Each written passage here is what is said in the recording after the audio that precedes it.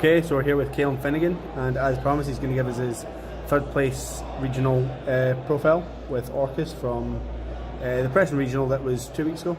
2 weeks ago. 2 weeks ago, yeah. We're actually here at the UK National Championships, so maybe you can discuss what you've changed since then and what you thought about the deck on the day. Right? Yeah, so this list I actually think was a better call for this event than the one I ended up playing. There was a lot of changes that I'll talk a little bit about.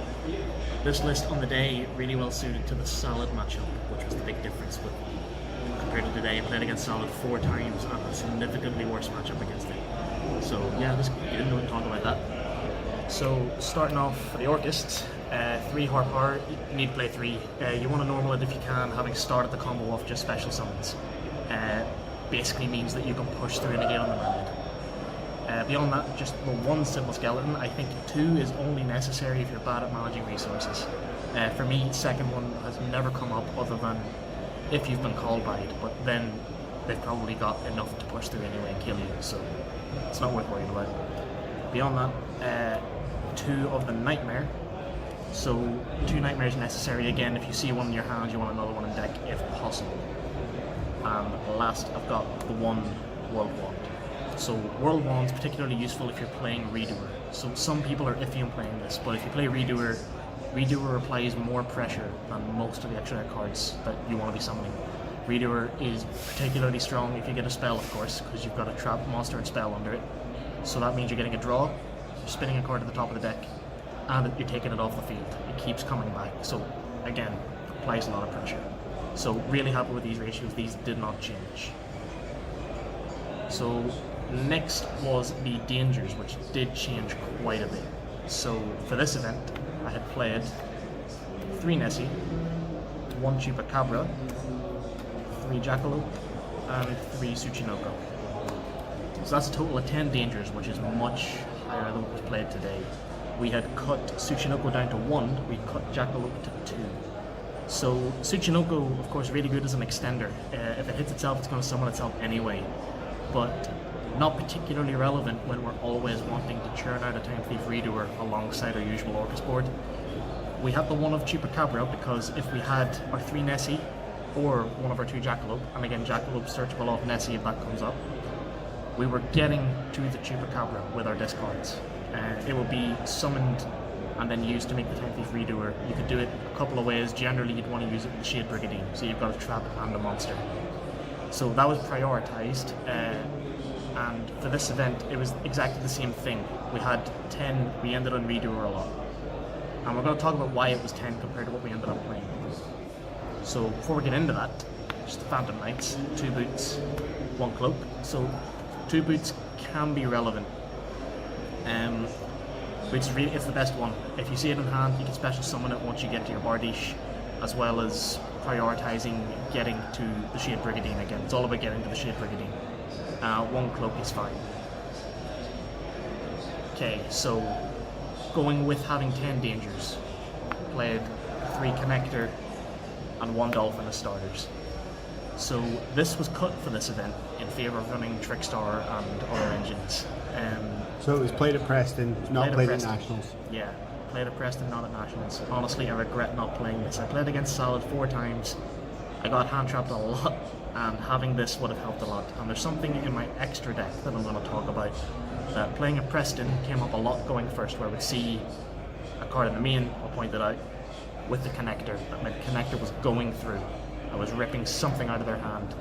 Honestly, they want to ash it if they can, but even if they didn't, it just applied a lot of pressure having this other card on the field with the connector. And I won every time I had both cards on the field. I was never stopped from that point. We'll get into that. Okay, another engine that I was running was Dark Greffer, 2 Destrudo. So didn't run the Armageddon Knight for this. I wanted to prioritise normal summoning either Connector or the Harp Horror. Harp Horror if I was attempting to bait and negate on the Mermaid, Connector if I wanted to see my opponent's hand, know what they were playing, and ideally get rid of a hand trap. Greffer can special summon itself. I'm running 3 Nessie, and I had 2 Destrudo as well as the Wand and 2 Nightmare. It's a lot of cards you can discard to get this thing on board. There's a lot of cards that you want to discard. Exactly. So if you get this on board discarding a Wand, but you still have the Nessie in hand, you can discard the Nessie, pitch whatever you want, Then you can get your Jackalope to hand to discard for the Mermaid. That's going to bring your Chupacabra, again getting you to the Redoer. And it wasn't just the Redoer, Preston. I had another card in my extra deck I would go into that I cut for this event, but again, that'll come up. Okay, another very important difference, and this is largely where my Salad matchup got worse. At Preston, I was playing hand traps, so I had 3 Ash, 2 Veiler. So 5 hand traps in the main, even with the high danger cards. So I played 48 cards total. Thing about it, you're playing hand traps, you're playing dangers, but the majority of your deck, other than those cards, is 1-card combos. If that gets stopped, you generally only need the 1 extender to keep going. These, on the other hand, stop your opponent. Particularly relevant in the Salamangreat matchup because Gazelle is a card.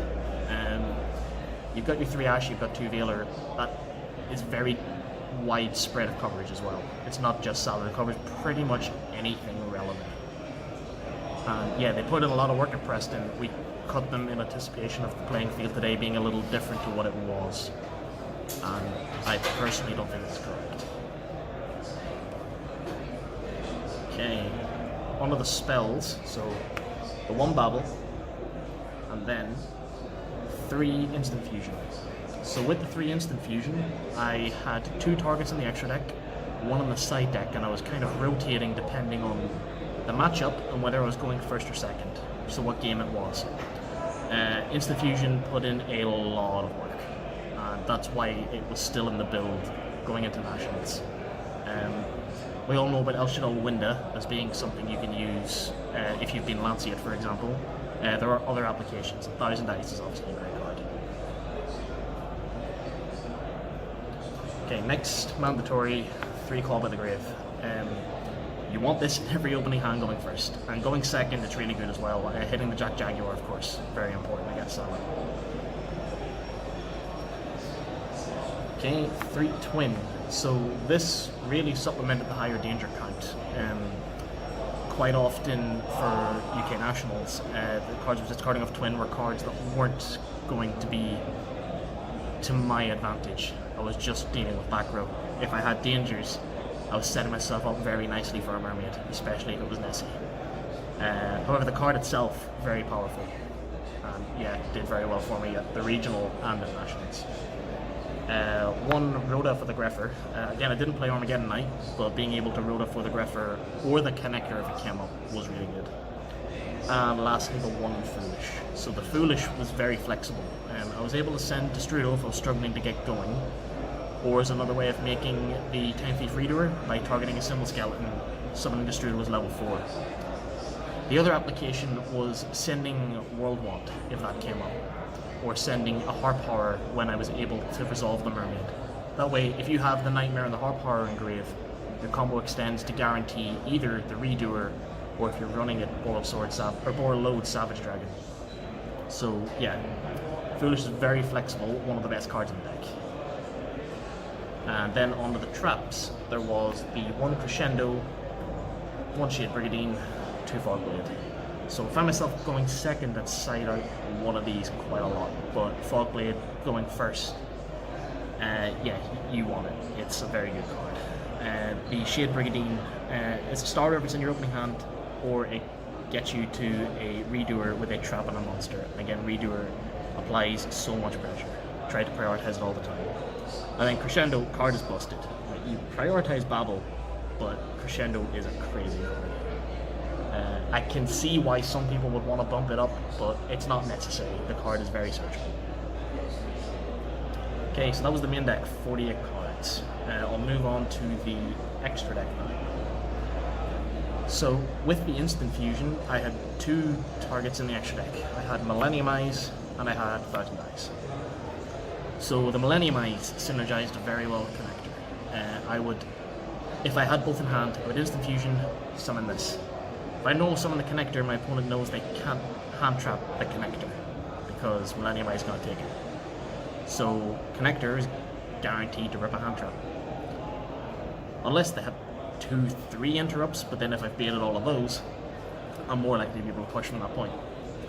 So this plus Connector was very strong, and I missed it a lot today. Thousand Eyes, very good going second. So this was for going first, this was for going second. So this has some niche applications going second. Like a lot of Salamangreat players, for example, will shotgun the Salamangreat Sunlight Wolf effect if you summon something to his own points suit. You summon this shotgun that effect. Chain this, negate it. Pretty good. Yeah, these are the 2 targets that I ran in the extra deck with another in the side deck. Okay, I ran Borreload Savage Dragon, so this was a difference between my Preston list and my Nationals list. So the Savage Dragon didn't come up very often, but when it did, it was significant.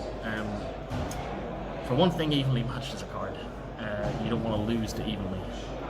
Savage is more flexible than a card like Redoer, but again, it doesn't come up as nearly as often. And you want consistency, especially for a long event, which is why this was cut for Nationals. Don't regret that decision, but anytime I did summon this, I don't recall losing at the Preston Regional. Okay, so Xyz, I ran 1 Redoer, 2 Dingirsu. So Dingirsu, obviously, basically the heart and soul of the deck since Dark Neostorm. Redoer, again, made it as often as I could. 2 Dingirsu was perfect. Don't understand why you'd run 1 if you weren't running Orcust. It's just a small supplementary engine. If you're playing a deck like this, you need to. Okay, so Nightmares, I ran Mermaid, Cerberus, and Phoenix. Didn't run the Unicorn, found it never really came up.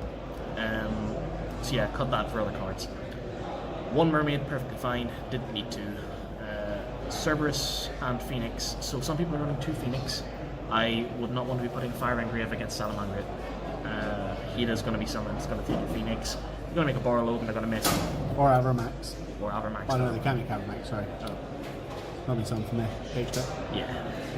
So, yeah, and Cerberus also has some other like niche situations where it comes up. Never found myself needing 2 Phoenix, so that's why I had the second Cerberus. Okay, ran the 3 Galatea. Ulti Galatea. Ulti indeed. So yeah, 3 Galatea. 2 is what you need, generally speaking, but if you find yourself needing the 3rd and you don't have it, you've lost. If a game goes on very long, if you're in a grind, if you're in certain matchups, you're going to need the 3rd Galatea. And yeah, Galatea is what allows this deck to function. Nothing more to say about it. Okay, round the 1 Longirsu and the Rusty Varnish. Well, Rusty doesn't really need talking about. The Longirsu, so if you have an extra Dark Extender, you can end on this instead of Galatea, having used Galatea's shuffle effect earlier in the turn. And the Longirsu basically means if your opponent summons something in their extra monster zone, it's now linked.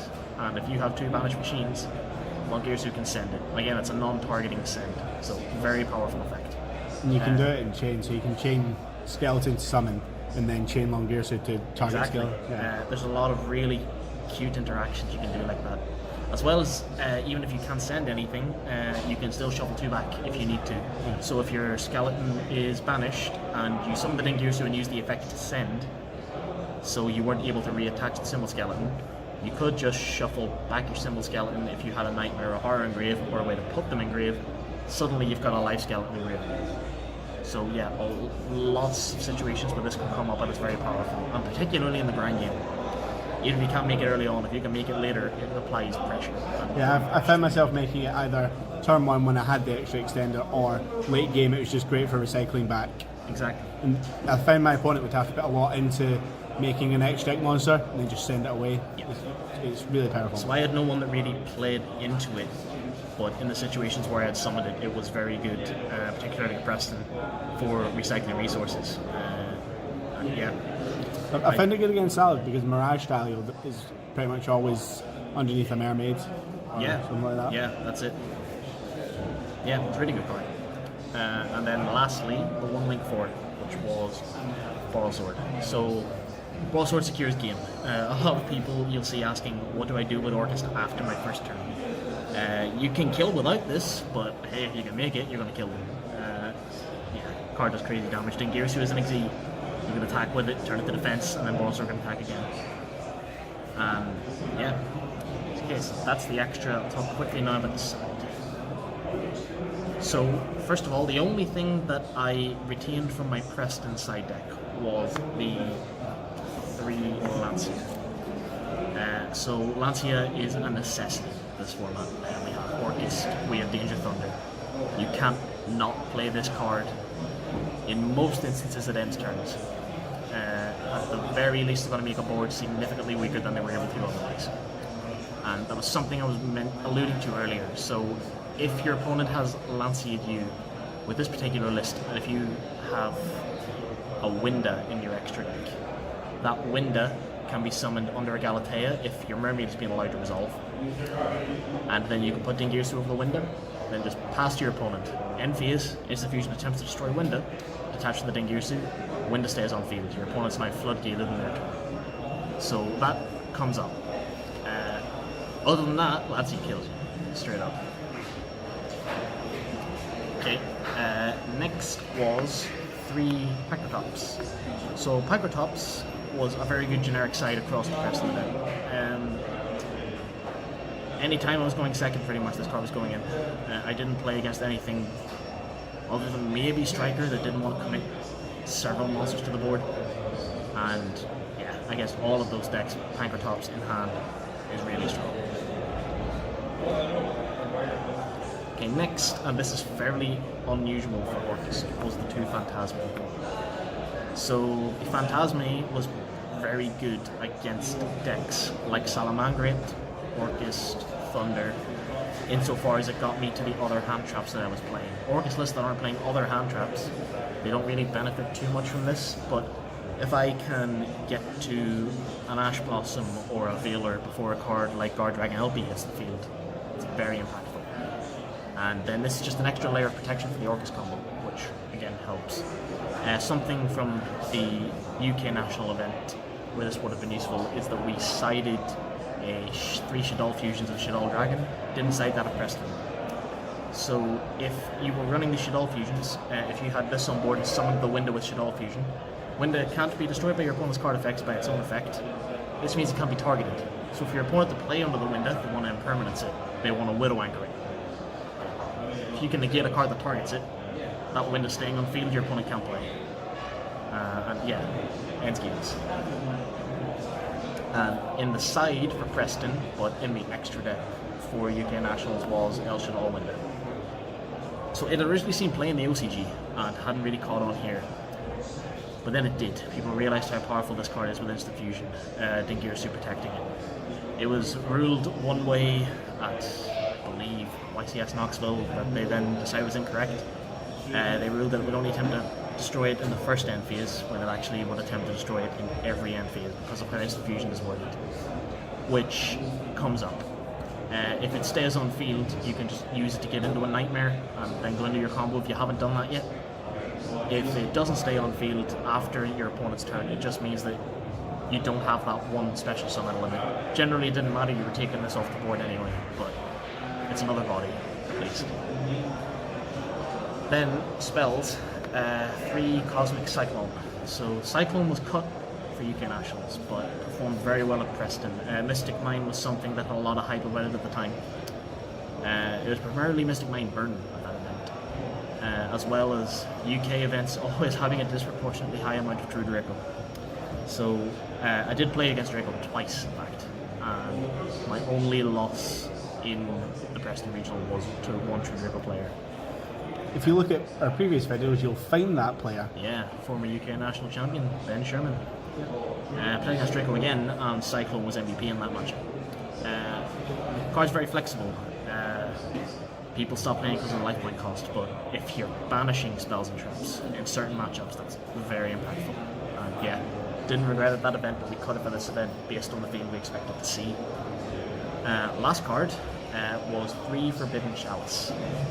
So I was very afraid of certain monsters. I was very afraid of Inspector Border because of True Draco. I was very afraid of Abyss Dweller because of, well, Pendulum and Salamangreat. The only issue with the Dweller is generally backed by a negate, either Vortex with Pendulum or Roar with Salamangreat.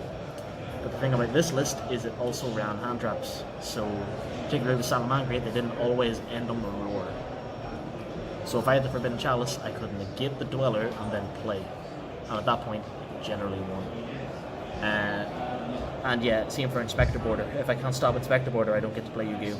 So yeah, Chalice was worth it for that event, definitely. Didn't play for this event, don't necessarily regret that, but yeah, I lost to Dweller quite a lot. So yeah, that is the list. Right. Okay, so thank you, Cailum, for giving us a list. I will be giving you my Orcust list from Nationals. I don't think Cailum really feels up for doing that. No. The level of performance at Preston was a lot higher for him than... A little bit, yeah. Salad ruined me. Alright, so thanks for watching. We're hopefully going to get a couple of the topping lists from Nationals soon. Please comment below what you thought of the list and if you have anything you want to request. Thanks for watching. Shh, not a zombie channel.